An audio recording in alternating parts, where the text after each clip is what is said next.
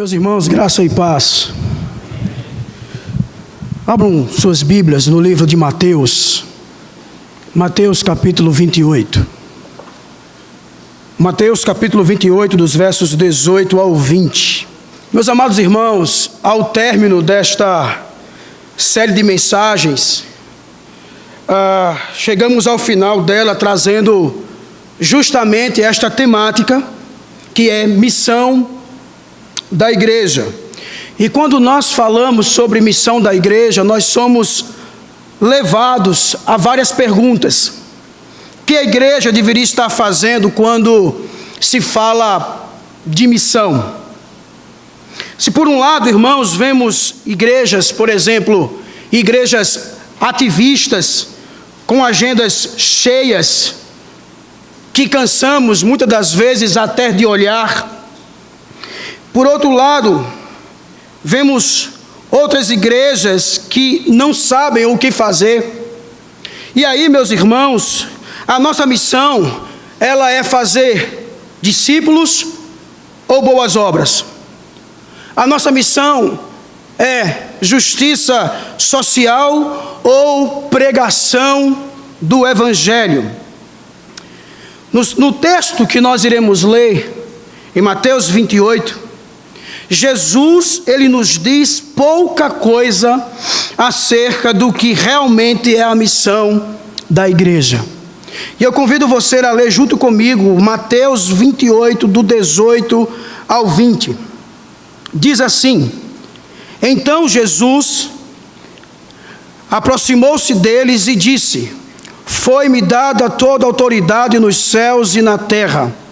Portanto, vão e façam discípulos de todas as nações, batizando-os em nome do Pai, do Filho e do Espírito Santo, ensinando-os a obedecer a tudo o que eu lhes ordenei. E eu estarei sempre com vocês até o fim dos tempos. Vamos fazer mais uma oração, meus queridos? Feche seus olhos e oremos ao nosso Deus. Pai de amor e de imensa bondade, nós te louvamos por estarmos em tua casa.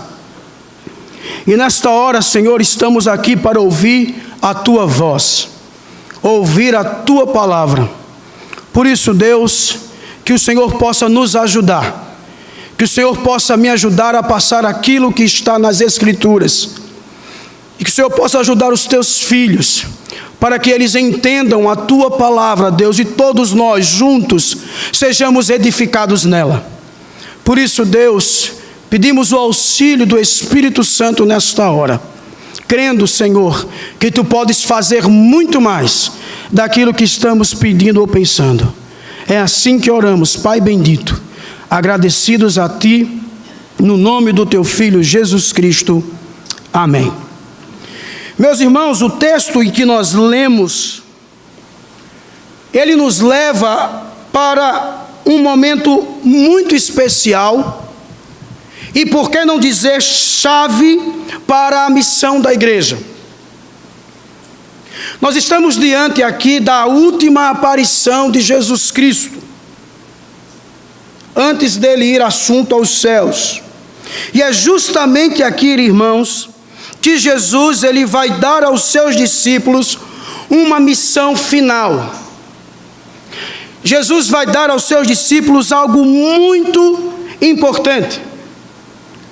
Mas antes de mais nada, percebam no texto que Jesus, ele vai assegurar os seus discípulos das boas novas, dizendo o seguinte: Foi-me dada toda a autoridade nos céus e na terra. Jesus poderia chegar para os seus discípulos e dizer logo qual era a missão. Vocês terão que discipular, vocês terão que ir batizar, fazer discípulos de todas as nações. Jesus não inicia dessa forma. Ele chega para os discípulos e diz: Foi-me dada toda a autoridade nos céus e na terra. Por quê? Era porque, irmãos, A missão que Jesus estava prestes a entregar aos seus discípulos, ela estava baseada exclusiva e totalmente na autoridade dele. Com isso, os discípulos, eles passam a entender que eles não serão enviados a conquistar, e sim, eles serão enviados em nome daquele que já conquistou, ou seja, em nome daquele que reina. Vocês vão, mas vocês vão debaixo da minha autoridade. E aí, irmãos, que missão era essa? Como diz um comentarista, Francis Chan, falando sobre a missão da igreja, ele chega e nos diz que os discípulos deveriam levar a mensagem que Jesus declarou e exemplificou dentro de Jerusalém e em seus arredores e espalhá-la até os confins da terra.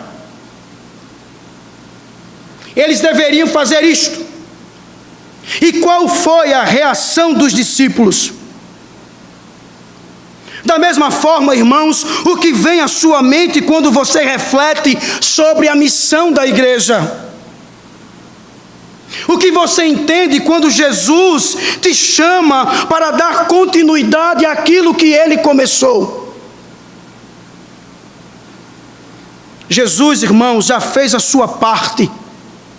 Ele cumpriu com a sua missão da obra da salvação. E nós? Como temos encarado isso? A igreja cativante, irmãos, ela tem uma missão. Mas que consiste a missão da igreja?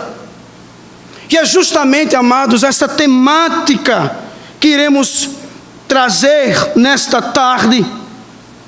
Ela nos oferece 3 respostas básicas, que está aí no seu boletim. A primeira delas é que a missão da igreja é discipular. Para isso eu irei usar o texto de Colossenses capítulo 3, verso 16, que diz o seguinte: habite ricamente em vocês a palavra de Cristo, ensinem e aconselhem-se uns aos outros com toda a sabedoria, e cantem salmos, hinos e cânticos espirituais com gratidão a Deus em seus corações. Missão da igreja é discipular. Eu gostaria de situar você nesse contexto de Colossenses 3, verso 16. O evangelho, irmãos, aqui, escrito pelo apóstolo Paulo, foi introduzido por ele baseado em Éfeso. E Paulo, ele escreve aos Colossos justamente para combater o falso ensino que estava sendo introduzido na igreja naquela época, que eram as filosofias e a piedade forçada.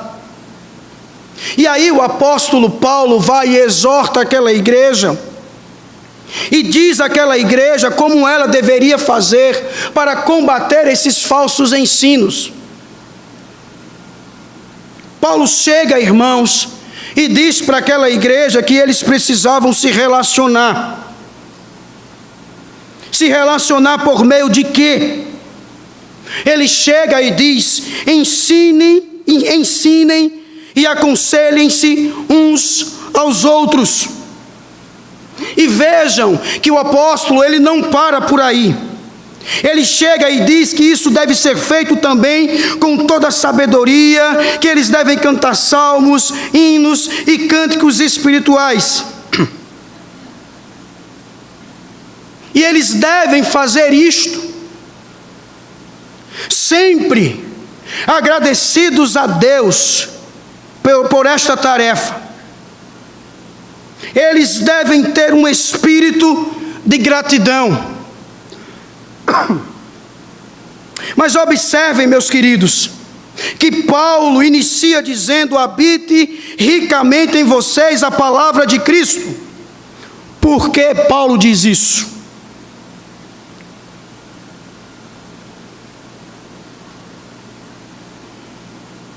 Porque é a palavra de Cristo, irmãos.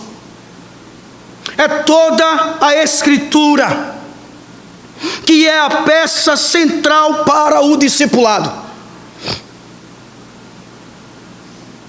Se a igreja ela quer discipular, ela tem que entender isso. Ela tem que entender que a Escritura ela é o centro, que a Escritura é a peça central. E de maneira específica, irmãos, Paulo ele está admoestando os seus irmãos do que eles deveriam estar fazendo. Eles devem entender que, devido à função de crentes, eles não podem esquecer dessa função, discipular. Para entendermos melhor, Paulo está dizendo basicamente: se a palavra de Cristo habitar entre vocês ricamente, então em toda sabedoria vocês devem admoestar e ensinar uns aos outros. Por isso, irmãos, que o discipulado se encaixa perfeitamente aqui, porque na primeira parte do verso, Paulo fala do que é o discípulo. E o que é o discípulo? O discípulo, irmãos, é aquele que é a habitação da palavra de Deus. Este é o discípulo. E na segunda, Paulo traz o que é discipular, que é justamente ensinar e admoestar. Entendam, discípulo é aquele que é a habitação da palavra de Deus, e discipular é ensinar e admoestar. Mas como, pastor, podemos fazer isso na prática? Em outras palavras, como viveremos, irmãos, o discipulado aqui na nossa igreja? E eu quero sugerir mudança de mentalidade. Por exemplo, a primeira delas, do realizar programas para edificar pessoas. Irmãos, o nosso pensamento, ele deve estar nas pessoas da igreja. Programas são bons por alguns momentos, mas isso não deve ser prioridade da igreja. Temos que ajudar uns aos outros no crescimento, na maturidade cristã. Por isso que Paulo, ele destaca: ensinem, aconselhem-se uns aos outros. O comentarista do livro A Treliça e a Videira nos diz que quando fixamos o pensamento nas pessoas da igreja, isso muda o nosso foco para colocarmos em primeiro lugar e edificarmos ministérios ao redor delas. Eu repito, irmãos, programas são bons em alguns momentos, mas pessoas são prioridades. Edificá-las e firmá-las na caminhada cristã é o mais importante. Eu e você, nós fomos chamados para encorajar e a incentivar o nosso irmão. Como diz um outro comentarista, a igreja é um grupo de pessoas redimidas que vivem e servem juntas de tal forma que sua vida e comunidade são transformadas. O que importa é a sua interação com as pessoas que Deus colocou em sua vida.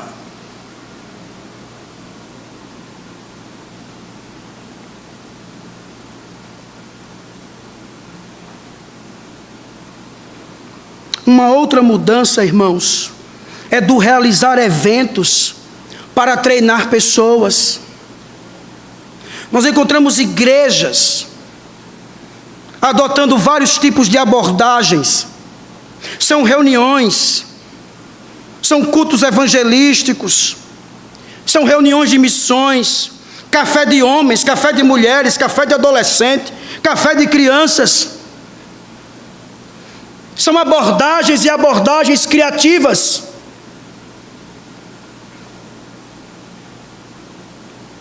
Essas abordagens, elas são condenáveis? Claro que não. Agora, se nós quisermos ser uma igreja que tem o discipulado como prioridade, qual será o resultado disso? O resultado, irmãos, é que pessoas que serão discipuladas, consequentemente se tornarão comunicadoras das boas novas em qualquer lugar. Também devemos mudar do usar pessoas para promover o crescimento de pessoas. Nós sabemos que na igreja existem os chamados voluntários. E que pela graça de Deus, esses voluntários são a força vital da comunidade. Porque são eles que ajudam no desenvolvimento da igreja em várias frentes. Mas há um perigo. O perigo, irmãos, de se ter só voluntários na igreja, é que eles serão usados, explorados e não treinados. Aí é que está o problema. Você que está lendo o livro A Treliça e a Videira, você viu lá que ele diz que é preciso desenvolver suas vidas cristãs, devemos ajudá-los a crescer no conhecimento e no amor a Cristo, porque serviços resultam do crescimento cristão e não o contrário.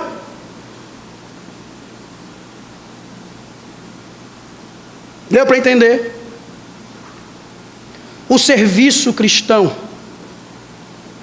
é resultado do crescimento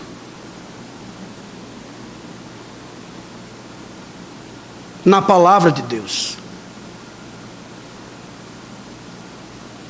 O serviço é resultado do crescimento cristão e não o contrário.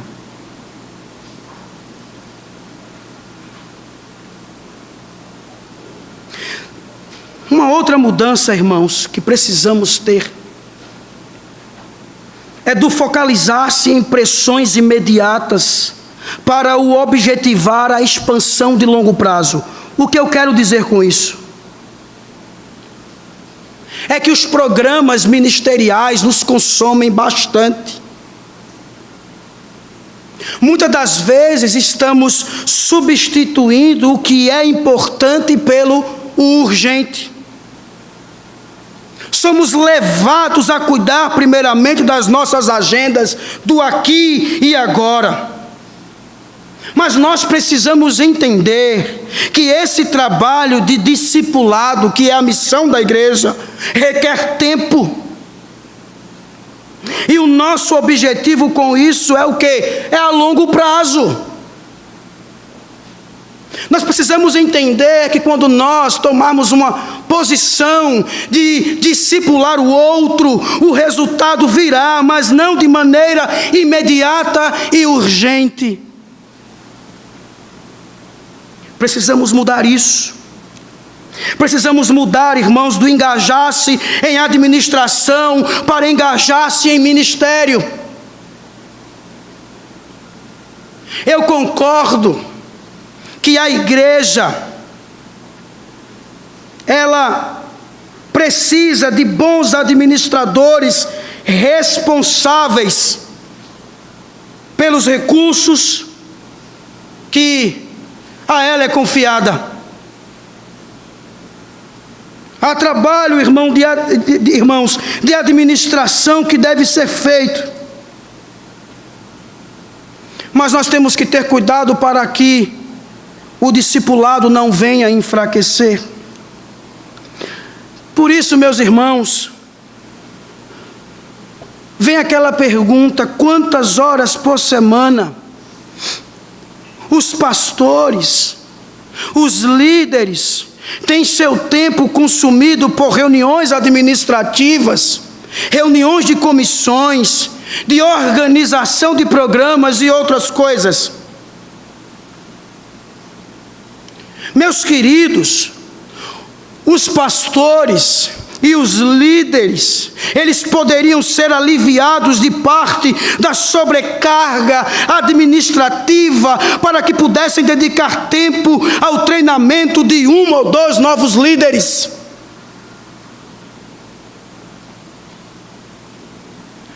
Irmãos poderiam se levantar nessa área e dizer: pastor, eu estarei à frente disso, cuide em treinar, cuide em discipular.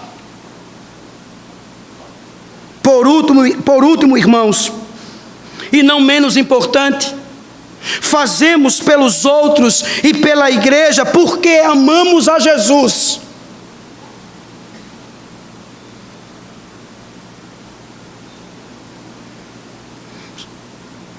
Se há uma razão para fazer qualquer coisa pela igreja e nela, é porque somos discípulos de Jesus Cristo. Amém? Porque somos discípulos dele. E eu digo isso, irmãos, porque Jesus é o maior exemplo de sacrifício e amor por ela.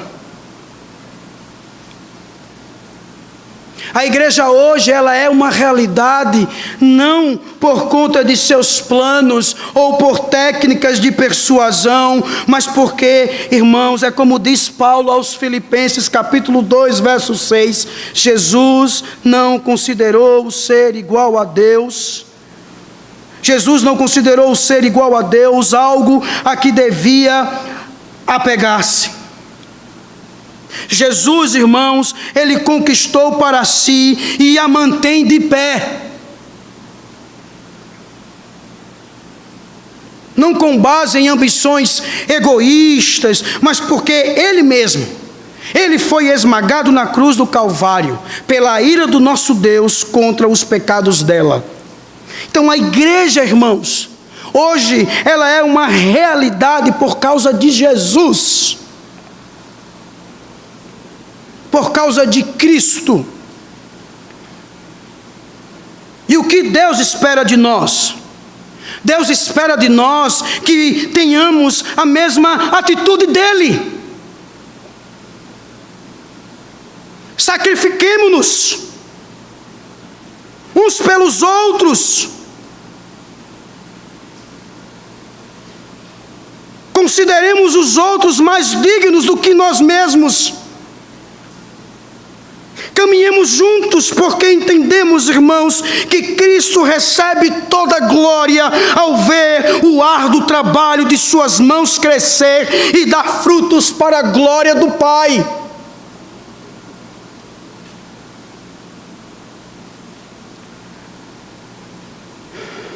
Deus espera de nós isso.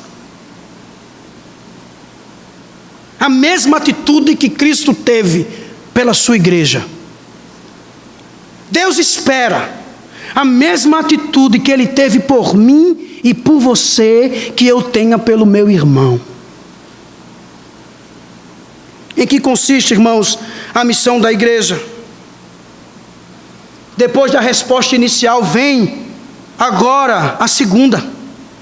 Que a missão da igreja, ela é o que? Evangelizar. É evangelizar. Para tratar de forma breve do assunto, vamos ler o livro de Atos dos Apóstolos. Em Atos capítulo 1, verso 8, por exemplo, irmãos, nós encontramos aqui a promessa da evangelização. O próprio Senhor Jesus disse aos seus discípulos: vocês receberão poder quando o Espírito Santo descer sobre vocês, e então vocês serão minhas testemunhas em Jerusalém, em toda a Judeia e Samaria e até os confins da terra.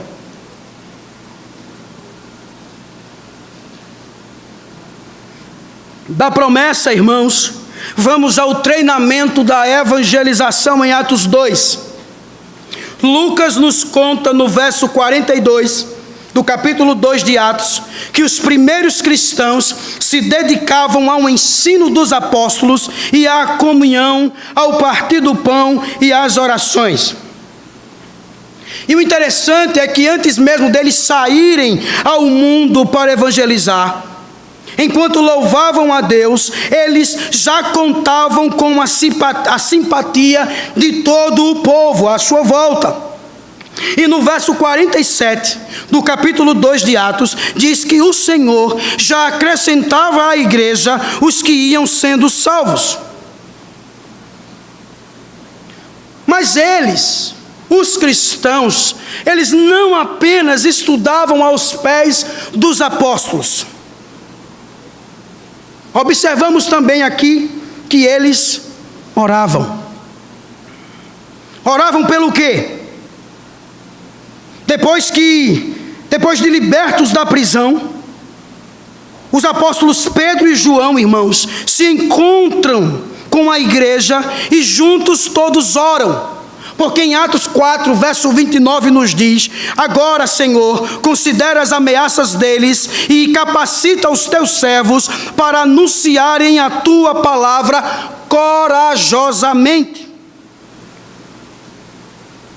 Por um lado, irmãos, os servos do Senhor pediam: Senhor, veja que os líderes religiosos de Jerusalém estão fazendo para impedir a pregação do Evangelho. Por outro, eles pediam: enche-nos, Senhor, de ousadia, enche-nos, Senhor, de intrepidez, para que possamos pregar o Evangelho, mesmo sabendo que é perigoso e pode nos custar a vida, mas nos enche, nos capacita. E assim, irmãos, os cristãos passaram a viver os primeiros dias em Jerusalém. Eles primeiramente ouviram a promessa, depois eles receberam treinamento ao estudarem a palavra e oraram juntos. Mas e a evangelização, onde ela está? Ela, irmãos, ela vai... A gente pensa que ela demorou, mas os apóstolos e uns poucos ajudantes parecem ter feito o primeiro trabalho de evangelização. Mas isso não podia ficar assim. Não era para ser assim. Por isso que Lucas nos conta em Atos 8 que desencadeou-se grande perseguição contra a igreja em Jerusalém. Diz o texto: todos, exceto os apóstolos, foram dispersos pelas regiões da Judeia e da Samaria. Aquela perseguição, irmãos, que inicialmente estava, podemos dizer assim, limitada aos líderes da igreja, agora se voltar a todos. Os apóstolos, eles ficaram para resistir aos ataques de frente, mas os cristãos, os demais, todos eles foram dispersos. Para onde foram? Diz o texto: para as regiões da Judeia, da Samaria, exatamente, irmãos, como Jesus prometera no capítulo 1. E aí o que fizeram naquelas regiões? É claro que eles trabalharam, eles estudaram, eles compraram, venderam, comeram, eles dormiram. No entanto, irmãos, é preciso dizer que eles fizeram muito mais. De acordo com o verso 4 do capítulo 8 de Atos, eles pregavam a palavra por onde quer que fossem. O que começou com os apóstolos em Jerusalém agora se desenvolvia para o mundo através da pregação dos cristãos. Eles assumiram, irmãos, a missão da igreja de pregar o Evangelho de Cristo para a salvação dos pecadores e para a glória de Deus.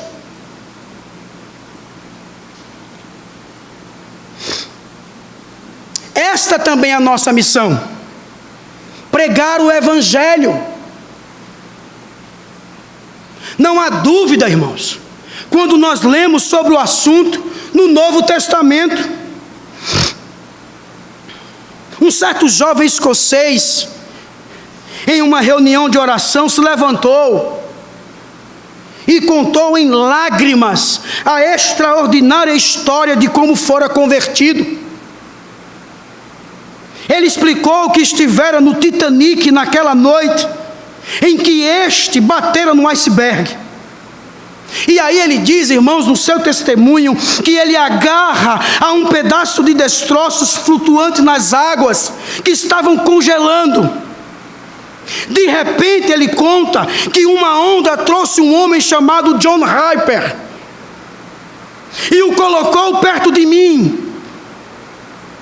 Harper estava também agarrado em um pedaço de destroços. E Harper, quando chega próximo dele, ele relata dizendo que ele gritou: homem, você é salvo. E ele disse: não, não sou. E ele gritou de novo: creia no Senhor Jesus Cristo e você será salvo. E este jovem, irmãos, continuou dando seu testemunho, dizendo que as ondas levaram Harper para longe novamente. Mas logo depois, ele foi trazido de volta para o meu lado. E o jovem diz assim, que Harper chega novamente para aquele jovem e diz assim: você está salvo agora, jovem? E ele disse: não. Eu respondi. E ele chega e diz assim, Harper chega e diz: creia no Senhor Jesus Cristo e você será salvo. E o jovem relata, irmãos, que ele, Harper, solta o pedaço da madeira e ele afunda. E aquele jovem ali sozinho, naquela noite congelante, tendo mais de 3 quilômetros de água abaixo, ele diz que ele passa agora a confiar em Jesus Cristo como seu Salvador. Irmãos, a missão de evangelizar deve estar sempre presente nas nossas vidas. Naquele contexto, irmãos, eu confesso se eu iria dizer isso para aquele jovem. Não sei se eu iria dizer isso. Mas John Harper, ele entendeu perfeitamente a sua missão. Ele entendeu perfeitamente a missão da igreja. Irmão, pregue o evangelho. Não importa onde você esteja. Não importa o momento que você esteja passando. A situação, seja lá o que for, pregue o evangelho. Não perca oportunidade. Fale de Jesus. Essa é a sua missão. Mas tratando, irmãos, da nossa realidade, precisamos perguntar: como pregaremos o evangelho enquanto Igreja Presbiteriana Bairro dos Estados? Como os nossos membros devem se envolver com a evangelização? Dentro da nossa realidade, sabendo que a prioridade é a evangelização nas nossas vidas, que a evangelização é missão da igreja, sejamos, irmãos, conversadores intencionais. E por conversadores intencionais, eu quero que vocês entendam, gostem de conversar sobre tudo com as pessoas. Se você quer evangelizar, seja um iniciador de boas conversas, esteja aberto para conversas.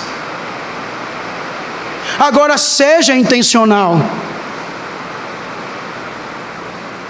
porque toda conversa que se inicia deve chegar ao evangelho. Está conversando sobre um filme, sobre uma série, sobre um jogo de futebol, joia. Mas seja intencional, que chegue no evangelho. que você pregue o Evangelho. Além de sermos conversadores intencionais, nós precisamos ser também, irmãos, frequentadores intencionais. E com a expressão, eu estou pensando em irmos aos mesmos lugares sempre, de maneira que com o passar do tempo, eu e você venhamos conhecer as pessoas e venhamos chamá-la pelo nome.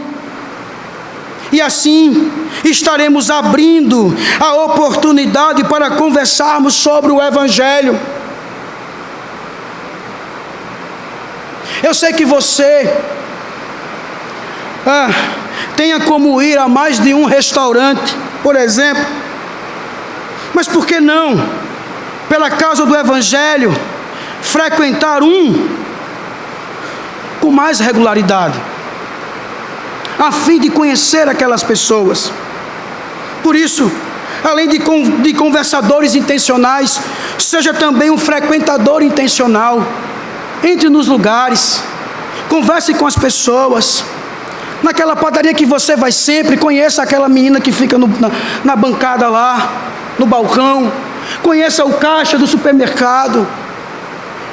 E ali, com o tempo, você venha pregar o Evangelho àquelas pessoas.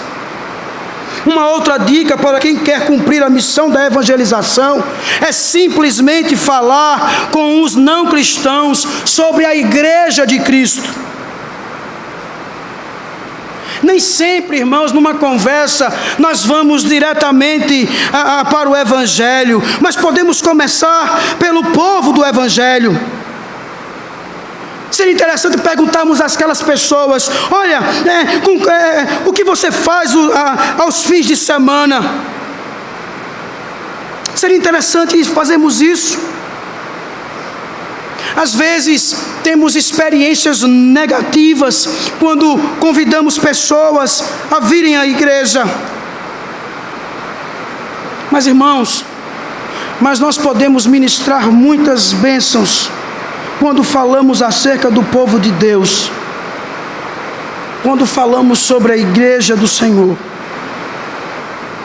Uma outra dica na área da evangelização: misture o seu ciclo de hospitalidade. Já pensou em ter em sua casa, ao mesmo tempo, amigos do trabalho e amigos cristãos?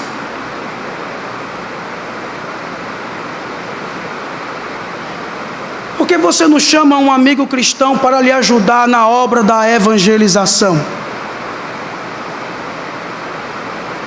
Aproxime bons amigos, queridos, que você tem feito na escola, na universidade, no trabalho. Mas será que eles vão ficar envergonhados? O que é que eles vão achar? Irmão, não se preocupe. Deus, Ele vai à frente, porque o resultado está nas mãos do Senhor.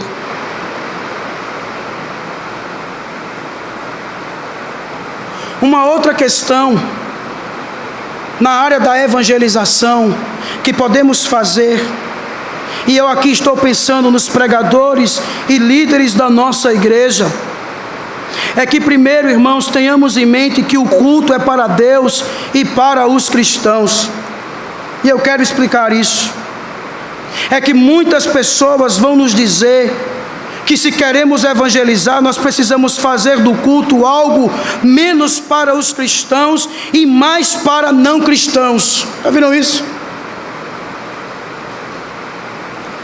Temos que mudar aqui o cenário, as coisas, para que as pessoas que venham, os visitantes, eles não se sintam chocados, pressionados. Então, nós vamos mudar alguma coisa. Irmãos, o culto é para Deus. O culto é para os crentes. Nós não temos que fazer nada para atrair pessoas. Nós não devemos mudar, por exemplo, a liturgia do nosso culto, para que as pessoas não se sintam constrangidas. De forma nenhuma. Isso nunca foi um conselho bíblico. De acordo com a primeira carta aos Coríntios, o culto é primeiro para cristãos. O culto, irmãos, é para edificação, é para treinamento. A evangelização não é obra de homens inteligentes e técnicas apuradas. Ela é feita no mundo por cristãos comuns, cheios do amor pelo Evangelho, que escutam aos domingos.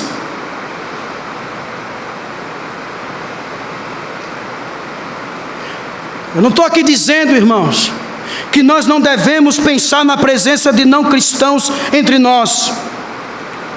Eles devem vir, serão sempre bem-vindos, e faremos de tudo para que entendam a mensagem do Evangelho. Só não faremos deles, como também não faremos de nós mesmos, o fim do culto.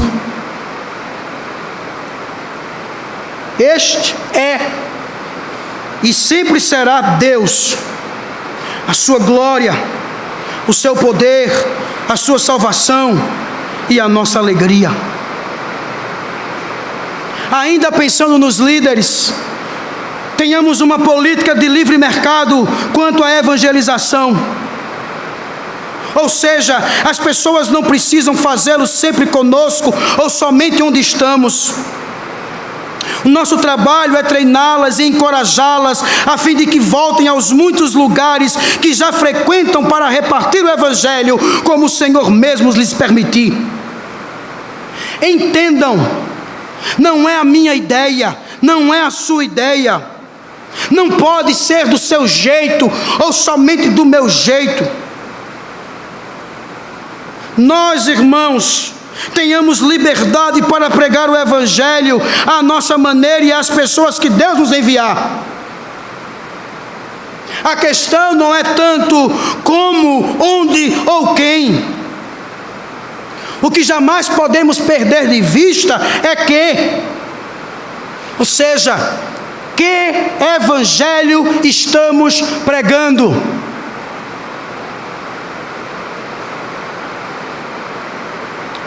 A missão da igreja, que é a evangelização, só pode acontecer quando é pregado o verdadeiro Evangelho, que é poder de Deus para a salvação de todo aquele que crê. Em que consiste a missão da igreja?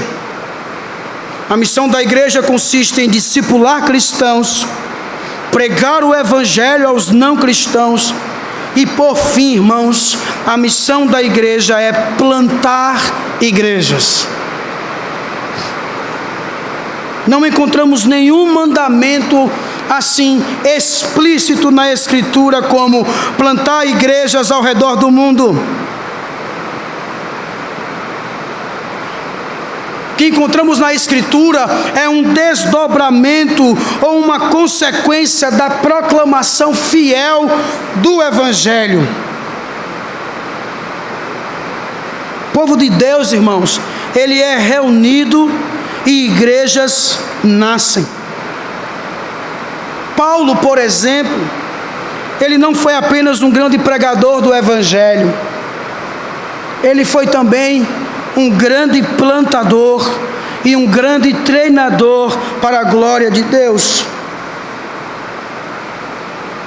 Isso fica muito claro, irmãos, quando, escrevendo aos seus filhos na fé, tanto Timóteo como a Tito, o apóstolo lhes pede que fiquem nas igrejas plantadas em Éfeso e em Creta, com o propósito de cuidar delas.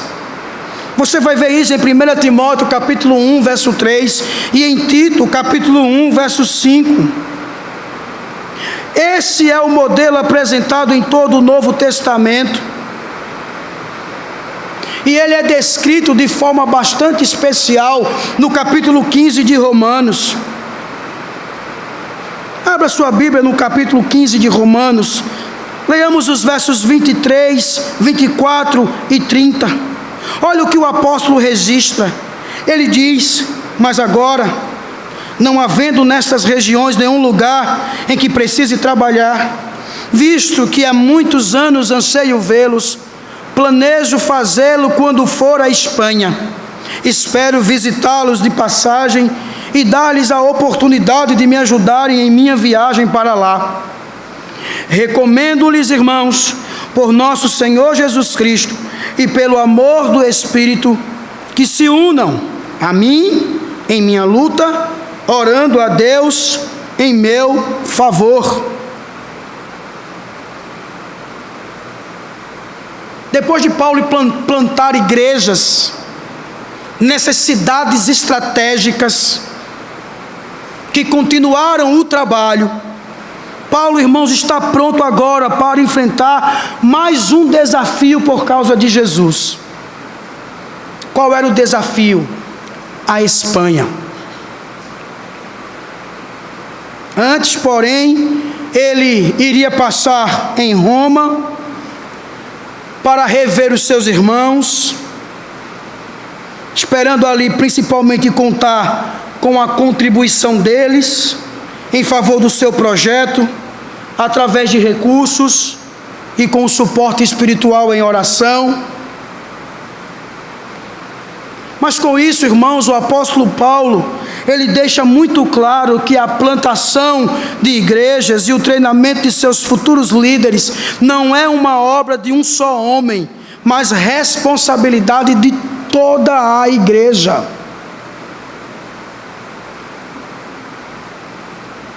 A missão da igreja é também plantar novas igrejas. E é responsabilidade de todos nós plantarmos igrejas. Não é só do pastor, é de todos nós. Mas como faremos isso?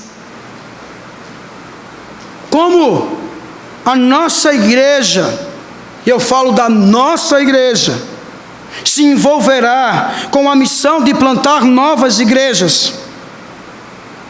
Eu trago 3 caminhos que precisamos tomar. O primeiro deles é o treinamento. Nossa igreja, irmãos, a IPBE, ela existe para treinar novos plantadores de igrejas. E nesse sentido, a nossa igreja, ela é uma escola de plantação. Nós estamos aliados à teoria dos seminários. A nossa igreja, se você tem prestado atenção, ela tem oferecido conteúdo e prática no exercício pastoral para vários jovens há anos. E sabendo dessa vocação santa que temos recebido, qual deveria ser a nossa participação? Por um lado, nós devemos nos alegrar com o que Deus está fazendo no nosso meio. De vez de sempre esperar os melhores sermões dos melhores pregadores, nós deveríamos nos alegrar toda vez que alguém diferente sobe para pregar, ainda que seja dando os primeiros passos. Quando a gente vê um jovem chegando aqui, abrindo a Escritura e pregando o Evangelho, nós devemos nos alegrar com isso. Porque Deus está fazendo a obra, Deus está agindo na vida. Por isso, irmãos, não podemos ser consumidores apenas.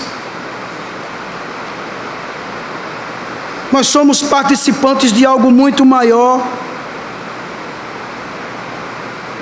O importante é que aquele que suba aqui, ele pregue verdadeiramente o Evangelho.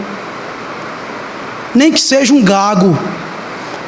Vai ser difícil, mas ele está pregando o Evangelho.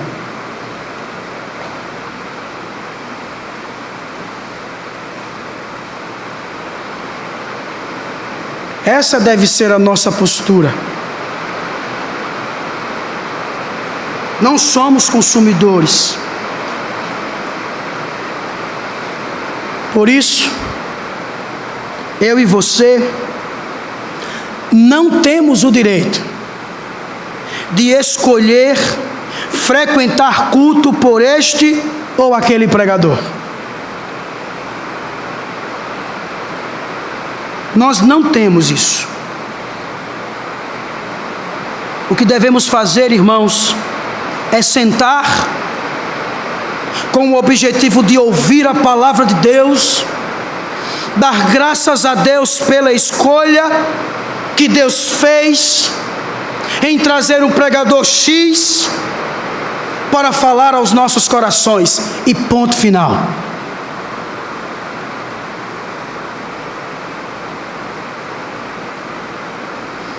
Por outro lado, nós devemos apoiar os plantadores em treinamento.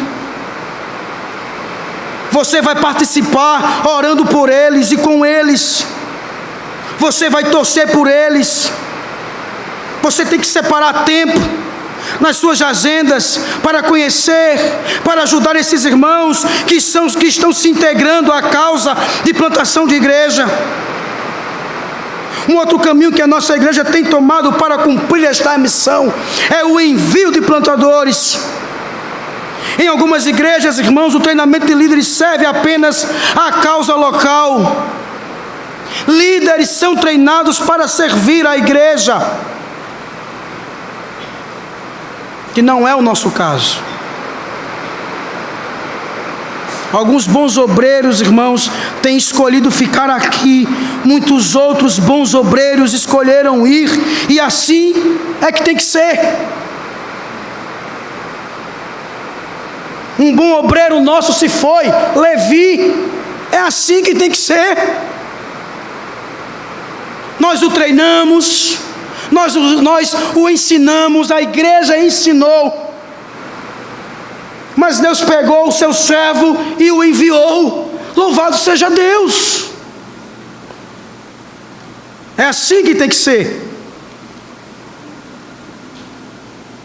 Nossa missão, irmãos, não diz respeito apenas ao crescimento numérico da igreja local. A nossa missão tem a ver com o crescimento do evangelho no mundo. Se nós treinamos, se nós enviamos plantadores a outros lugares, a nossa igreja local pode ou não pode crescer em números, mas o evangelho avançará por meio destes novos pregadores do evangelho. E o que isso significa na prática? Que na nossa igreja, o crescimento horizontal do evangelho será mais importante do que o crescimento vertical da igreja. Mais importante para nós, irmãos, é que o evangelho seja divulgado por essa cidade e por esse mundo afora. Porque quando estivermos prontos, e Deus assim deseja fazer conosco, a nossa igreja ela será repartida para dar lugar a novas igrejas. E o que eu quero dizer com isso? É que nós não temos a pretensão de reunir milhares e milhares de pessoas em um único local, nem mesmo em vários locais com o mesmo nome ou marca. Nós não queremos igrejinhas e PBEs ali, não.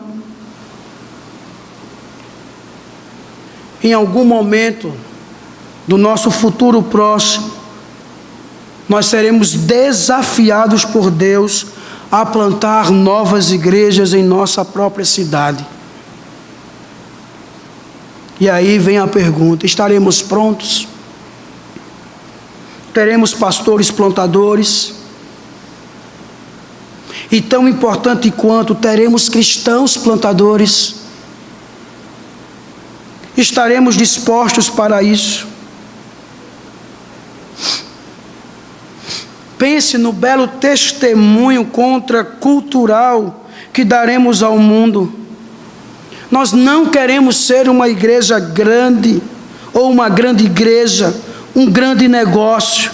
Nós não queremos crescer apenas para cima, nós queremos crescer para os lados, a fim de alcançar a cidade com o evangelho de Jesus.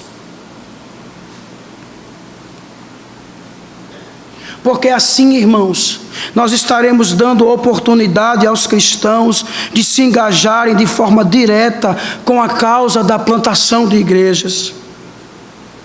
E assim levando o evangelho a outros pontos da cidade, onde vivem milhares de pessoas que também carecem da pregação. Até lá, irmãos, o que devemos fazer? Treinar e sermos treinados. Devemos orar para cumprir a missão de plantar novas igrejas para a glória do nosso Deus. O que a igreja deveria estar fazendo? Essa foi a pergunta com a qual comecei hoje. Eu sei plenamente, irmãos, que muitas igrejas elas estão envolvidas com muitas coisas. Também sei que muitas outras estão perdidas quanto ao que fazer. Não é o que nós queremos aqui. Embora poucas, nossas tarefas são de forma assim gloriosa, porque nos foram dadas pelo próprio Senhor Jesus. E nós temos a certeza que isso resultará no crescimento dos cristãos e na salvação dos pecadores, na expansão do Evangelho. Isso aqui, irmãos, trata-se de uma visão que deve nos encorajar. Foi assim, pensando no Senhor Jesus e na obra do Evangelho, que David Brainerd se preparou para morrer. Foi dessa forma, irmãos. Era apenas um jovem com 29 anos, que tinha vivido apenas 4 anos no campo missionário. 4 anos no campo missionário. E ainda assim, mesmo antes de ter uma esposa e uma família, este servo de Deus terminou seus dias feliz no Senhor. Em seu diário, organizado e publicado por Jonathan Edwards, ao levantar a pena pela última vez, irmãos, David ele escreve o seguinte, diz assim: hoje, por várias vezes, minha alma se sentiu docemente ligada a Deus, e anelei estar com Ele, a fim de poder contemplar a sua glória. Sentia-me docemente disposto a entregar tudo a Ele, incluindo os meus mais queridos amigos e o meu amado rebanho, o meu irmão ausente e todos os meus interesses, agora e para a eternidade. Quisera que o seu reino viesse a este mundo, para que todos pudessem amá-lo e glorificá-lo por aquilo que Ele é em si mesmo, e para que o bendito Redentor pudesse ver o penoso trabalho de sua alma e ficasse satisfeito. Ó Senhor Jesus, vem prontamente. É assim, irmãos, que eu e você terminaremos também a nossa jornada aqui, que cumprimos a missão. Estaremos prontos, meus queridos, para encontrar o nosso Senhor Jesus?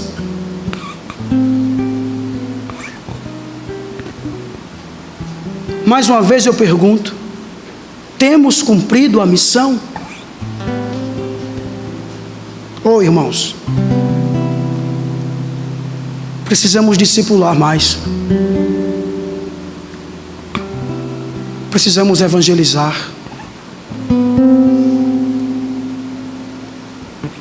Temos que plantar igrejas. Temos que espalhar esse evangelho. Que Deus possa nos ajudar, meus irmãos. Que o Senhor Ele possa assim nos despertar. Que Deus possa nos movimentar ao envolvimento com as poucas, mas importantes obras da nossa missão. Pense nisso. Tenham cumprido a missão. Que Deus nos abençoe, irmãos. Louvemos o seu santo nome nesta hora. Senhor, nós te louvamos por estarmos na tua casa. Vivifica, Senhor. Vivifica a tua igreja.